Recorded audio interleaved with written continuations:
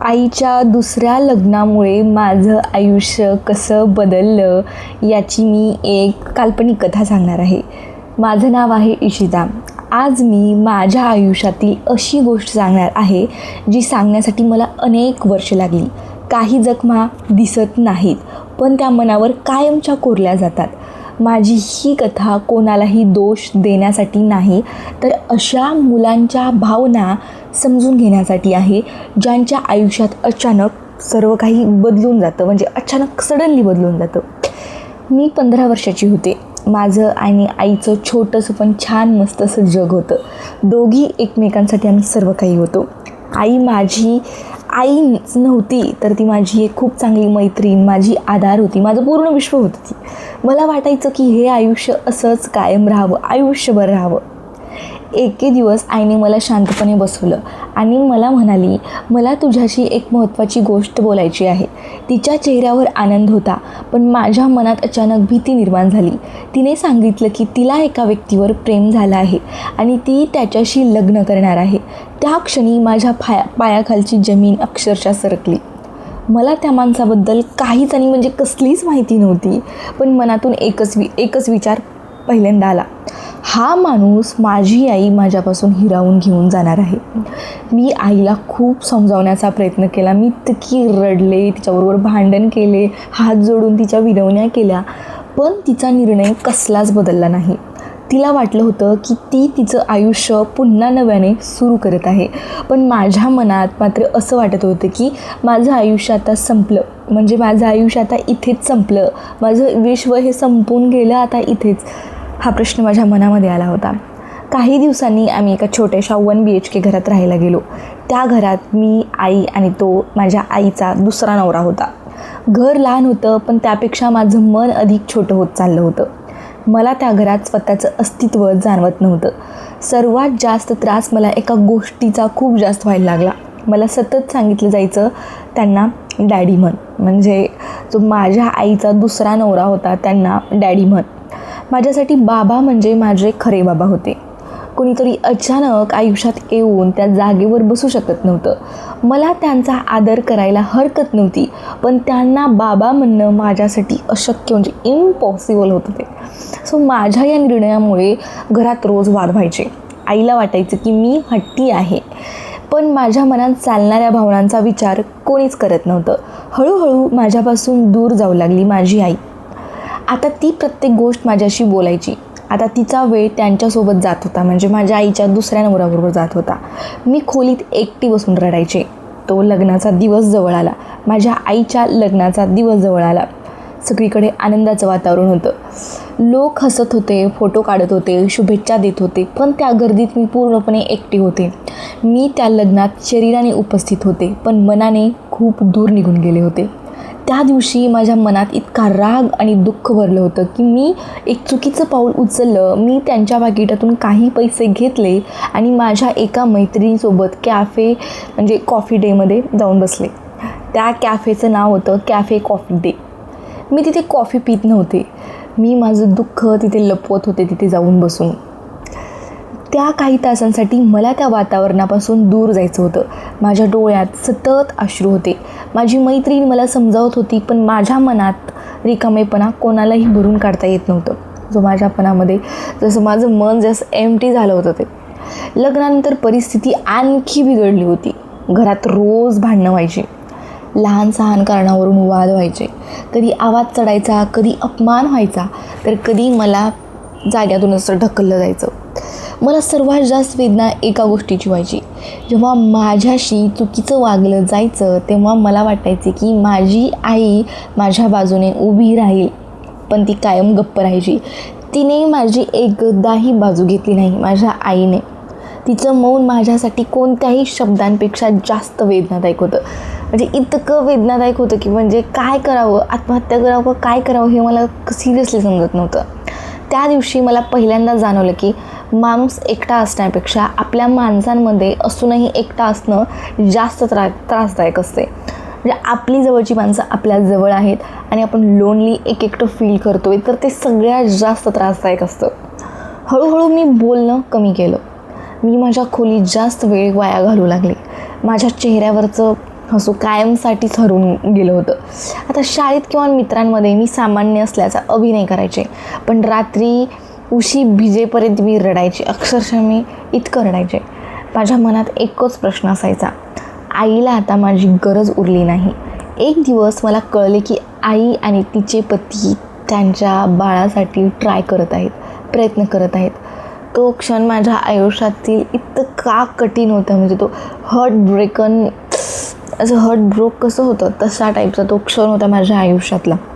मला असं वाटलं की आता माझी जागा पूर्णपणे दुसरं मूल घेणार आहे.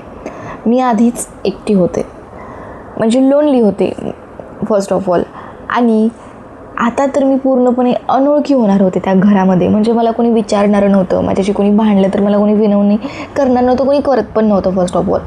नंतर आईला अनेक वेळा गर्भपात झाले, म्हणजे खूप वेळा तिला गर्भ झाले.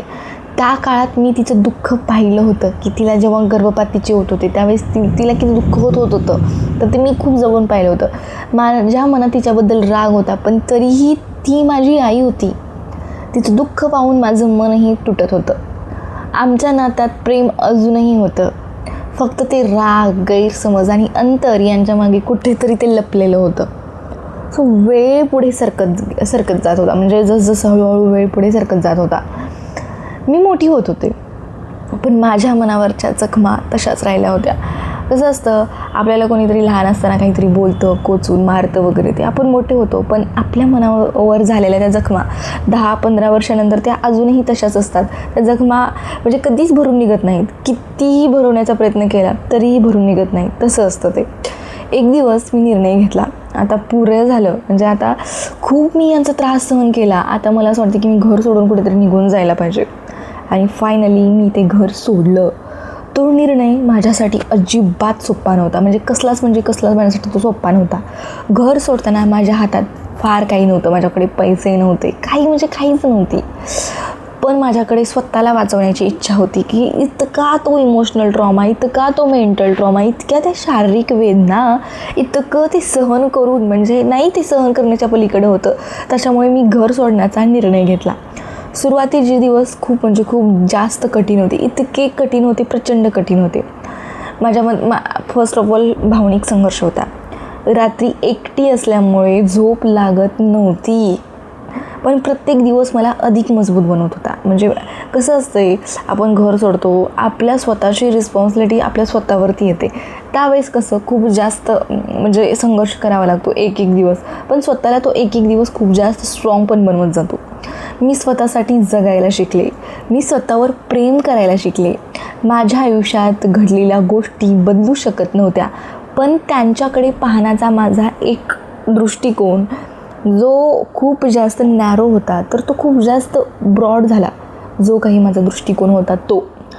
आज मी 24 वर्षांची आहे आणि आई आणि तिचे पती आता एकत्र राहत नाहीत. त्यांचं नातं पण ते टिकू शकलं नाही. मी आईला शेवटी, म्हणजे सुरुवातीलाच मी सांगत होते की तुमचं नातं टिकणार नाही आहे, तुम्ही लग्न करू नका, तू माझ्याजवळ राहा. सो आईला ते ऐकायचं नव्हतं. आई प्रेमात होती, आईने तो दुसरा नवरा चूज केला. आता लोक मला विचारतात, तुला त्या लग्नाचा इतका राग का येतो? माझं उत्तर नेहमी एकच असतं, मला आईच्या लग्नाचा राग कधीच नव्हता. मला त्या दिवशी असं वाटलं की आईने माझ्या भावनांना शून्य महत्त्व दिलं. त्याच्यामुळे मला माझ्या आईने ज्या भावनांना शून्य महत्त्व दिलं त्याचा राग होता, ना की मला आईच्या दुसऱ्या लग्नाचा राग होता. मला वाटलं की मला आईने नाकारलं. एका मुलासाठी, एका मुलीसाठी आईचं प्रेम म्हणजे संपूर्ण जग असतं. जर त्या मुलीसाठी आईचं प्रेम भेटत नसेल तर ते मूल, ती मुलगी आतून इतकी ब्रेक होते ना, प्रचंड ब्रेक होते. जेव्हा त्या प्रेमात आपण मागे पडल्यासारखं वाटतं तेव्हा मन पूर्णपणे तुटतं. आज मी कोणालाही दोष देत नाही. प्रत्येक व्यक्तीला आनंदी राहण्याचा 100% अधिकार आहे आणि प्रत्येक व्यक्तीने आनंदी राहिलं पाहिजे. पण जेव्हा आयुष्यात नवीन नातं येतं तेव्हा जुन्या नात्यांच्या भावना समजून घेणं तितकंच महत्त्वाचं असतं. सो मला असं वाटतं की मुलं हट्टी नसतात, ती फक्त घाबरलेली असतात. त्यांना आपली जागा हरवण्याची भीती वाटत असते.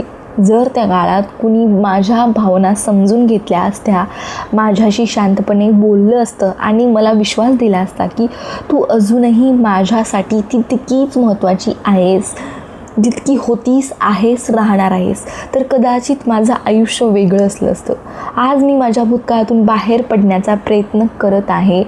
मी स्वतःला स्वीकारलं आहे फर्स्ट ऑफ ऑल. पण कसं असतं, स्वतःला किती स्वीकारलं तरी भूतकाळ आपल्याला खूप जास्त आपल्या डोक्यावर येऊन बसलेला असतो कायम. मी स्वतःवर आता प्रेम करायला शिकत आहे, कारण शेवटी जगात कोणीतरी आपल्याला सोडून जाऊ शकतं, पण आपण स्वतःची साथ कधीच सोडून जाऊ शकत नाही. आता ही जी कथा आहे तर ती माझी नाही आहे, तर ती एक काल्पनिक कथा आहे. ते जे कॅरेक्टर इशिता आहे तर ती कॅरेक्टर मी ॲज अ मी आहे, म्हणून ते मी कॅरेक्टर तुम्हाला सांगण्याचा मी प्रयत्न केला आहे. दुःखाची, संघर्षाची आणि स्वतःला पुन्हा शोधण्याची जर माझ्या या कथेमुळे एखाद्या आईने आपल्या मुलाच्या भावना समजून घेतल्या किंवा एखाद्या मुलाला हे जाणवलं की तो एकटा नाही, तर माझं हे बोलणं सार्थक ठरेल. सो एकच गोष्ट तुम्ही कायम लक्षात ठेवा, जखमा भरायला वेळ लागतो, पण त्या कधी ना कधी भरतात. पण असं नाही की ती 6 महिन्यात भरतात, त्याच्यासाठी 10, 15, 20 वर्ष लागतात त्या जखमा भरण्यासाठी. स्वतःवर प्रेम करा, स्वतःचा आदर करा आणि आयुष्य कितीही कठीण वाटलं तरी स्वतःची साथ कधीच सोडू नका. माझ्या चॅनलला, मराठी कथा या चॅनलला सबस्क्राईब करण्यासाठी विसरू नका.